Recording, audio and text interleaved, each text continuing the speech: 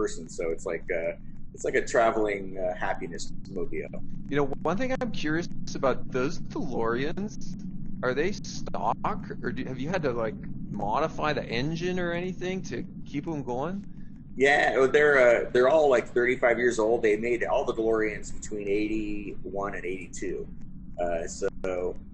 They're all about 40, almost 40 years old now, and they do require a lot of work to keep them running. And then plus adding all they obviously don't come with all the flux capacitor and wormhole emitter and all the Back to the Future gear. That's all has to be kind of scavenged and cobbled together. So I've been making it more screen accurate over the years. There's always more tweaks I can do to make it cooler. So it's like a hobby, you know, having a car like an old car like this antique is you know it's a fun hobby to have. And I think, in a sense, I think those are stainless, aren't they? Like, Oh yeah, they never rust. Yeah, isn't that like they the never. Cybertruck 4 years earlier? I know. Yeah, yeah. It's the Cybertruck definitely looks like it took some inspiration from the DeLorean. For a car that came out 40 years ago, it's still the most futuristic Yeah. looking car there is. It looks like a spaceship. Hey, so I know with Ready Player One and now with the release of Ready Player Two, your life's probably gone through a lot of change. Mine has too. You know, there was this time before, in the early days of Roblox, it was Eric and me, like two of us, just working on this thing, and then Matt and John joined us, and that was very different for me. You know, that was going in, writing code every day, quiet office.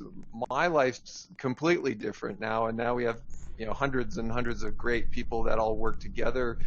How about you? Like, has your life changed? My life has changed drastically.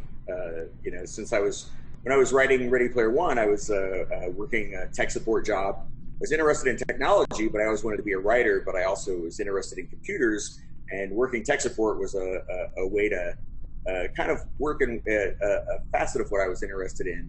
But it was a grueling job where I was on the phone, for 10 hours a day and helping people with their computers.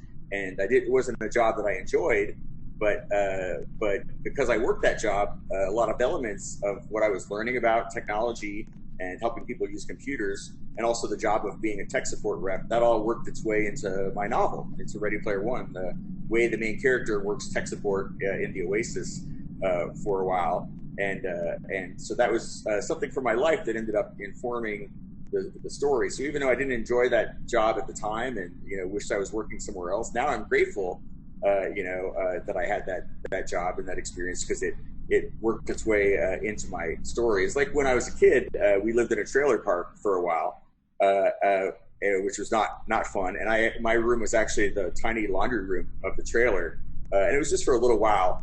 But that was something that I put into Ready Player One. Wade sleeping in the laundry room of his trailer, and and the stacks, and all of that came from this experience in my real life, and I saw it depicted in a Steven Spielberg movie. So that's something I always like to tell aspiring writers about, is sometimes you're doing a job in your life, or you're living somewhere that you're not happy with, but later on that could help inspire you to write the story that could change your life.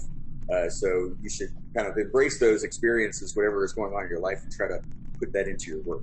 And I think there's a lot of optimism, in your books as well, around the power of imagination. And in effect, the metaverse is built on imagination. So I always take that as a very optimistic thing for all of us that are trying to create, whether it's music or 3D or imagery. Hey, and then riffing on Ready Player Two, so the number seven's kind of relevant, and of course we're not in spoiler zone here, but hey, is this random? Is there some significance to this? Like the number three in Ready Player One, three is a magic number. Number seven is a number that comes up a lot in pop culture and in video games. And kind of collecting 7 pieces of something is something that would come up in Dungeons and Dragons modules, and also in like Sonic the Hedgehog had 7 Chaos Emeralds that were red, yellow, blue, cyan, white, purple, and green. And once you collected all of them, that's what you had to do to I think defeat Dr. Eggman and win the challenge. But there are a lot of quests that involve the number 7. and some songs that involve the number 7. And so I saw that that was a way to weave all those things into the story and have a kind of a connecting element between them. So it'll make sense what I'm talking about once people out there read the book. But yeah, no, the number 7 was a big influence. So hey, with Ready Player One, I think a lot of people who'd never worn a VR headset got exposure to the tech and to your vision through the book and through the movie. And part of the fun, I imagine, of being a sci-fi writer is you're also a futurist in a way. I mean, that's part of the gig of being a sci-fi writer, which sounds really fun. And I think, in Ready Player 2, I think you go even a little further, and there's some really exciting kind of vision going beyond that. When we at Roblox, we kind of done the same thing. We've had vision for 15 years, and it takes a lot of time for some of these things to become reality. But when they do, it's super satisfying.